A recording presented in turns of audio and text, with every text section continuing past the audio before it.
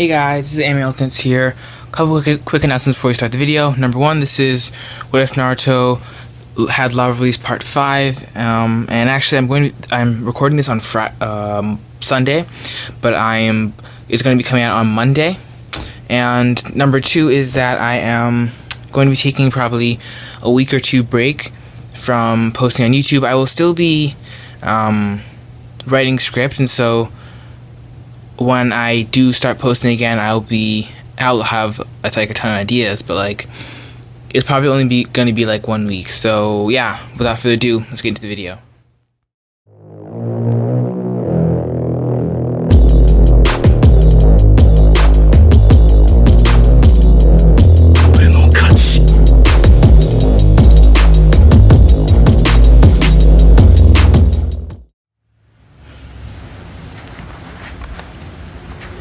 Team 7 walked up to the second floor of the building, and Naruto immediately noticed the Genjutsu.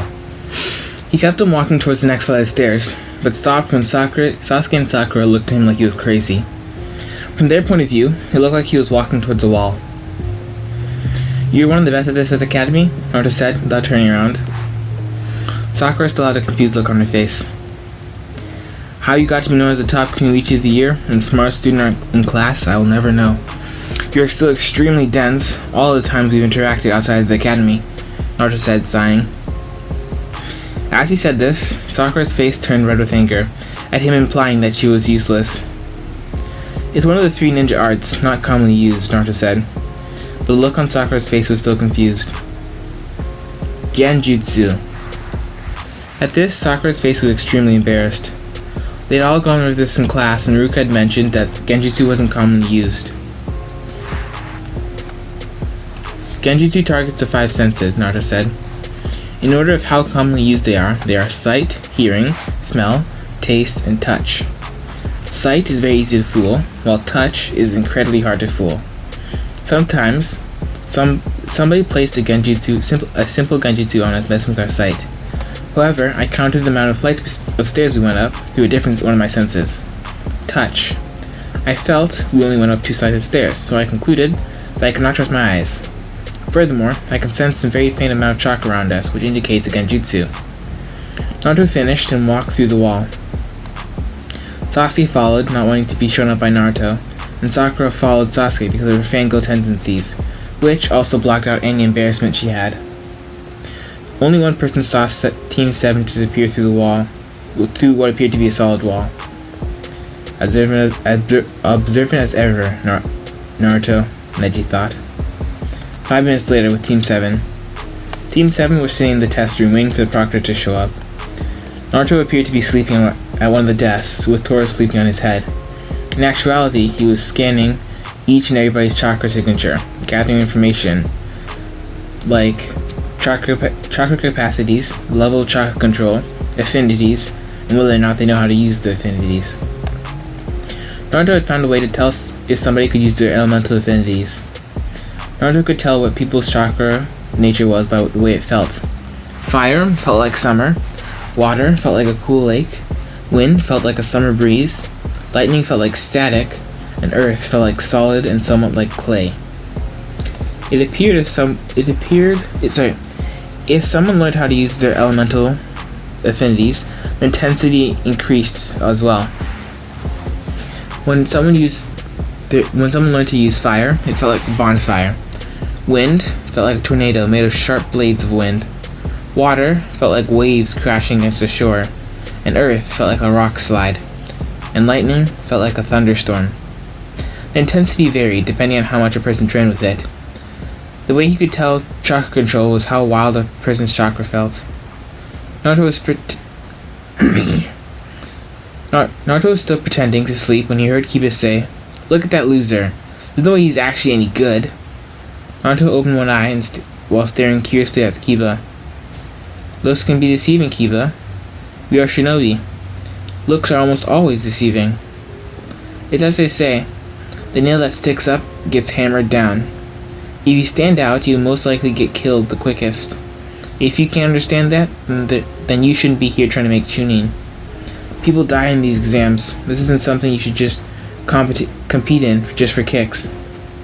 After Naruto said this, he closed his eyes and from the people who were looking at him perspective, it looked like he went back to sleep. Kiba's face grew red with anger, and he was about to punch Naruto before someone walked up to them and said, "You try and keep it down. You're drawing attention to yourselves." Naruto then gave his introduction like normal, and Sasuke asked about Gaara. When he finished, Kiba asked about Naruto, and Kabuto pulled out a card, and Naruto was about to read it when the card burst into flames. Kabuto looked questioningly at Naruto, who just opened one eye and slightly shrugged. I would not like to have everyone know about me. Is that so bad?" Naruto said. "Ha," Kiba responded. "More like you don't want anyone to know of all of your faults, like how weak you are. And seriously, who likes cats? They're incredibly weak," Kiba said snidely. Naruto didn't respond, and instead simply just closed his eye again. As soon as the test started, Naruto used Tora, who was sitting on his head, to tell him the answers off people's papers. One day later, Naruto and Team 7 were resting in the cave. Naruto had recovered an Earth Scroll to go with their Heaven Scroll from a random team. As they were heading towards the Tower of Death, they were attacked by Orochimaru. Flashback. Naruto felt something powerful coming towards them, and quickly. Naruto had slowed down so he was behind Sasuke and quickly knocked him out. Without Sakura noticing, he then replaced himself and Sasuke with rubber clones. Naruto had created rubber clones to mimic human flesh, skin, and bones. Orochimaru had completely destroyed all of them and proceeded to bite and place a mark on the clone that looked like Sasuke. When he had left, Naruto had also knocked out Sakura and the still unconscious Sasuke to a cave close to the Tower of Death. He had then taken his rubber clone and dispelled it. The cursed Maru's neck turned into a lot of thick liquid and poured off of it onto the ground, which he had then sealed into a scroll. When he was done, three Tomoe appeared on the scroll, identical to the mark on the Sasuke rubber clone's neck, but larger. When Sasuke and Sakura had woken up, Naruto had said that they had been placed on a Genjutsu by another team. Sasuke had broken out of it and saved them, but had taken a hit to the head that must have erased his memory of the attack.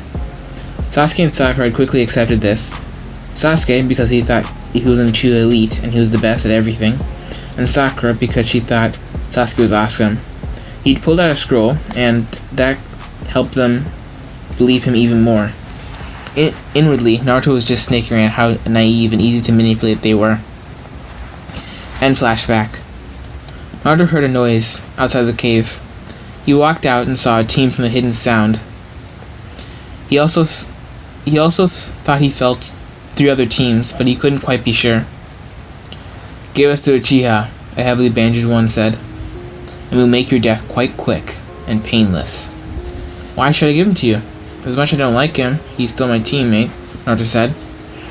"Well, we tried to warn you," a boy to his right said, and fired off a full-powered sound blast. When the dust cleared, Naruto was still standing there. He was surrounded by a royal purple shroud. "Well, I didn't do too much," Naruto said as he held his hand up. He mumbled something, and his nails lengthened. Naruto blurred for a second, before he reappeared and Haki fell to the floor, with his head rolling off his shoulders. "You smell like Orochimaru, who's a traitor to the leaf, which gives me the reason to kill you. And the exams will allow it, so hey, why not?" Naruto said, before quickly killing the other 2 in a similar manner. "If I wasn't in a rush, I would have savored the battle a little bit more before killing them," Naruto said to himself, but loud enough for the other people to hear. Though, to be fair, they weren't that strong. "Well, I guess I have to get to the tower. I don't want to be at anything less than 100% if I have to fight Neji," Naruto said. He had slightly felt Neji's chakra signature, not really like any of the others, before picking up a sleeping Sasuke and Sakura and jumping off towards the tower.